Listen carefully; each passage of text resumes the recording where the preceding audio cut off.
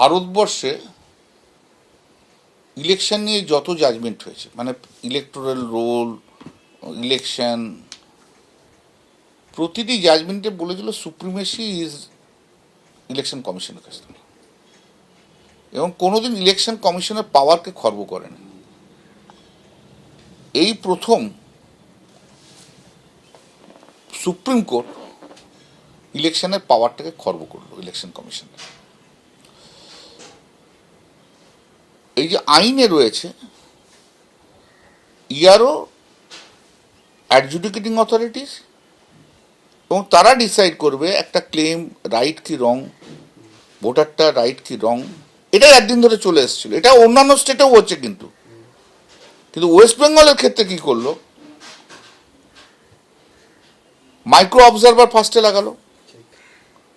Micro observer ইয়ারোকে বলবে কোনটা right কি রং, তাদের কথা শুনতে হবে, বাইরে থেকে সব মাইক্রো অবজারভার নিয়ে এলো।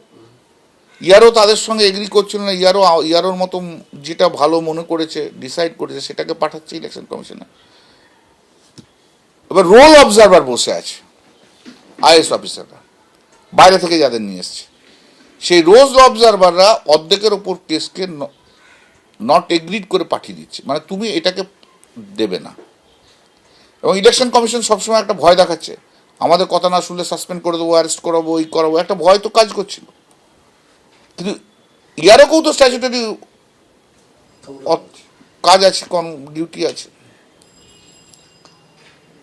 এই জায়গাটা এত প্রকট হয়ে গেল, যদিও আমি কালকে 7.5 লাখ বলেছি, হোয়াট হ্যাজ হ্যাপেন, ওটা আমার পরশু তার আগেকার ফিগার ছিল, স্ট্যাটিস্টিক্স 7.5। গত পরশু সেটা গেল অ্যানাদার 7.5, মানে কত হলো 15 lakhs। এবং গতকাল ওরা 20 লাখ করেছে, তো 20 আর কত হলো 15 লাখ, 35 লাখ। এই 35 লক্ষ কেসকে আবার ডাউট কেসে ফেলে দিল, বললো না হবে না। তাহলে এটার ফাইনাল ডিসিশনটা তো এবার ইয়ারোকে এই যে অ্যাপটা আছে, অ্যাপগুলো সব বন্ধ করে দিল, তারা প্লেস করতে পারছে না, আপলোড করতে পারছে না। তাহলে একটা সিচুয়েশন ক্রিয়েট হলো না, যেখানে ইলেকশন কমিশন একটা হুইমস করছে, ইলেকশন কমিশন মানুষের অধিকারকে কেড়ে নিচ্ছে, যার জন্য সুপ্রিম কোর্ট বললো একটা টাস্ক ডেফিসিট রয়ে গেছে। এটা কোনো স্টেটে করেনি, শুধু পশ্চিমবাংলায় করেছে, এই বিজেপির প্রেসারে সব হচ্ছে। এখন ইলেকশন কমিশনের কাছ থেকেও সরিয়ে দিল। ইয়ারও যেগুলো যেগুলো করেছে এগুলো সমস্ত ডিসাইড করবে রেসপেক্টিভ ডিস্ট্রিক্ট জাজ এবং অ্যাডিশনাল ডিস্ট্রিক্ট জাজ, এবং তাদের decision final. Then election commission decision is not final, তারা যারা বলবে সেটাকেই আপলোড করতে হবে, তার উপর আর ইলেকশন কমিশনের কোনো লোক হাত চালাতে পারবে না।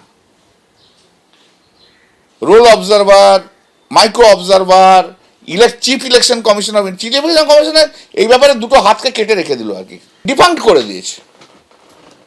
শুধু ওই মিনিস্টারিয়াল কাজগুলো করবে, ভোটার লিস্টটা পাবলিশ করবে, এই করবে পুরো। এটা গেল 1 নম্বর। 2 নম্বর হচ্ছে ইয়ারও সব এসডিএম লেভেলে। ওরা বারবার বলছে যে আমাদের কাছে যে নাম পাঠানো হচ্ছে সব এসডিএম লেভেল নয়, আর আমরা বলছি এসডিএম লেভেল। সেটা একটা কনফ্লিক্ট হয়ে রইল। এবার এই লোকগুলো এসডিএম গুলো যেগুলো পাঠাচ্ছে equivalent to SDM or not, কে দেখবে? জুডিশিয়াল অফিসাররা দেখবে। 3 নম্বর আরো ইম্পর্টেন্ট পয়েন্ট আছে, ওরা 13টা ডকুমেন্ট দিয়েছিল আধার কার্ড নিয়ে। তারপর সুপ্রিম কোর্ট বললো যে অ্যাডমিট কার্ডের ডেট অফ বার্থ 14টা কার্ড। এটা হওয়ার পরে ওরা বললো না, ইলেকশন কমিশন বললো শুধু একটা ডকুমেন্ট দিলে হবে না, 2টো ডকুমেন্ট দিতে হবে। আইনে কোথাও নেই। সুপ্রিম কোর্ট এর আগের দিন 9 তারিখে বলে দিল না, যে কোনো একটা ডকুমেন্ট। এইবার বলছে এই 13টা ডকুমেন্টের মধ্যে ডোমিসাইল সার্টিফিকেট ছিল, ফ্যামিলি রেজিস্টার ছিল, অন্যান্য আরও ডকুমেন্ট ছিল। ওরা বলছে এগুলো গ্রাহ্যই করবো না। ইস্যুটা আমরা তুলেছি, যা যা ইস্যু আমরা তুলেছি। এবার ডোমিসাইল সার্টিফিকেটটা গ্রাহ্য হবে কি না হবে, এটা সার্টিফিকেটটা তো ইস্যু করে দিয়েছে competent authority, family register competent authority করছে, সেটা রিলাই করবে কি করবে না কে ডিসাইড করবে? জুডিশিয়াল অফিসাররা। ইলেকশন কমিশনের হাতে আর রইল না। এবার পাটা কেটে দিল, দুটো হাত একটা পা কাটা ইলেকশন কমিশনের, একটা পায়ে শুধু ভোটার লিস্টে দেবে। এইরকম সিচুয়েশন যখন, যে গতকালকে আমরা দেখলাম যে ঐতিহাসিক রায় দিয়েছে, তারপরেও কিন্তু ইলেকশন কমিশন বলছে যে 28 তারিখ তারা লিস্ট বের করবে। ঠিক 28 তারিখ তো লিস্ট বের করবি, সেটা এখানে অর্ডারে বলা আছে। 28 তারিখের আগে পর্যন্ত যতগুলো কেস সেটেল হয়ে যাবে, এই 4-5 দিনেও তো কেস সেটেল হবে, সেগুলো শুধু 28 তারিখে আনতে হবে। তারপর যে কেসগুলো বাকি থাকবে সেগুলো সাপ্লিমেন্টারি লিস্টে হবে।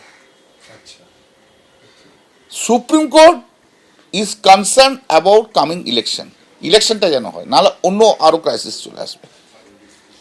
এবং আমরা বলেছিলাম 28 তারিখের মধ্যে লিস্ট পাবলিশ করো, দেরি করতে দেবো না। তো 28 তারিখে লিস্টটা পাবলিশ হয়ে গেল। তারপর ধরো এই কিছু কেস থাকবে, অল্প কিছু কেস থাকবে, সেটা সাপ্লিমেন্টারিতে আসবে। কিন্তু যে ক্ষমতাটা ওদের ছিল সেই ক্ষমতাটা খর্ব করা হয়েছে।